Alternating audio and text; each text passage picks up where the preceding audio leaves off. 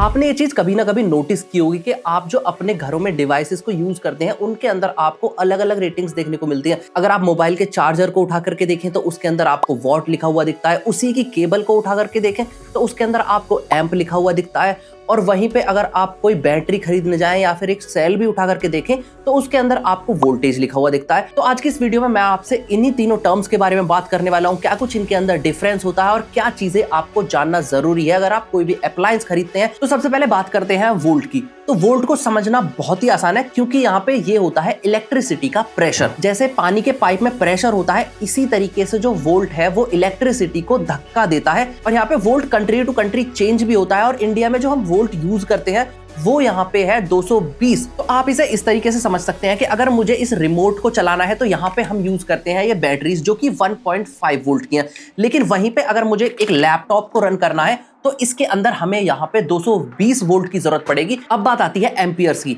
Amperes का मतलब है करंट का फ्लो, मतलब कि एक वायर में इलेक्ट्रॉन्स कितनी स्पीड से गुजर रहे हैं। आप इसको इस तरीके से समझ सकते हैं कि एक टैंक है जहां से हमें पानी मिल रहा है, तो उसके अंदर हमने दो पाइप्स कनेक्ट किया, एक मोटा पाइप एक पतला पाइप। तो अगर आप मोटे पाइप को ओपन करते हैं तो उसके अंदर से आपको जो स्पीड है वो काफी ज्यादा देखने को मिलेगी पानी के खाली होने की। लेकिन वहीं पे अगर हम पतले पाइप को यूज करते हैं तो उसके अंदर टंकी काफी देर में खाली होगी और जो हमें स्पीड है वो कम देखने को मिलेगी। तो इसी तरीके से जो हमारा एम्पियर है वो भी काम करता है। अगर आप अपने किसी बड़े डिवाइस को जैसे फ्रिज या एसी को कनेक्ट करते हैं तो उसके लिए हमें ज्यादा एम्पियर की जरूरत होती है, इसी वजह से हमें उसके अंदर मोटे वायर्स को लगाना पड़ता है। लेकिन वहीं पे अगर हमें कोई नॉर्मल सा 3 वॉट का या 7 वॉट का बल्ब जलाना है तो उसके अंदर हमें उतने मोटे वायर की जरूरत नहीं होती है, क्योंकि उसके अंदर हमें कम एम्पियर की, मतलब कि कम करंट की स्पीड की जरूरत है। अब बात आती है वॉट की। तो यहाँ पे अगर आप अपने चार्जर को देखें या फिर एलईडी बल्ब्स को देखें, सबके अंदर आपको वॉट लिखा हुआ दिखता है, 4 वॉट, 8 वॉट, 60 वॉट। तो ये वॉट होता है हमारा एम्पियर और वोल्टेज का मल्टीप्लीकेशन। फॉर एग्जाम्पल हमारे इंडिया के घरों में हमें 220 वोल्ट करंट देखने को मिलता है,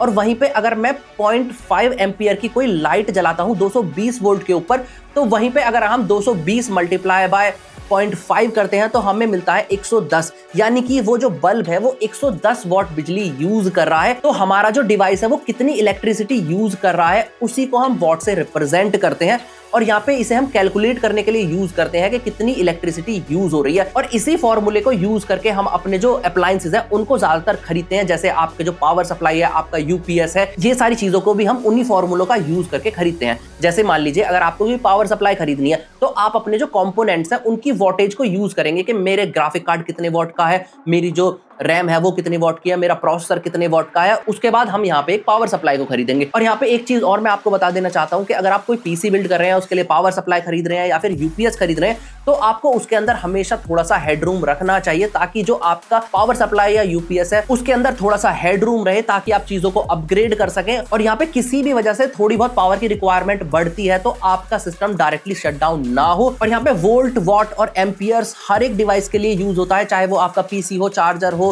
या फिर आपके एक एलईडी बल्ब हो। तो अब मुझे उम्मीद है कि आपको वोल्ट, एम्पियर और वॉट के बीच में डिफरेंस समझ आ गया होगा। और अगर आपको ये वीडियो अच्छी लगी हो तो इस वीडियो को लाइक कर दीजिए, मेरे चैनल को सब्सक्राइब कर दीजिए, ताकि मैं आपके लिए रोजाना ऐसी वीडियोस बनाता रहूं। मैं आपसे फिर मिलता हूं अगली वीडियो में, तब तक के लिए जय हिंद, वंदे मातरम।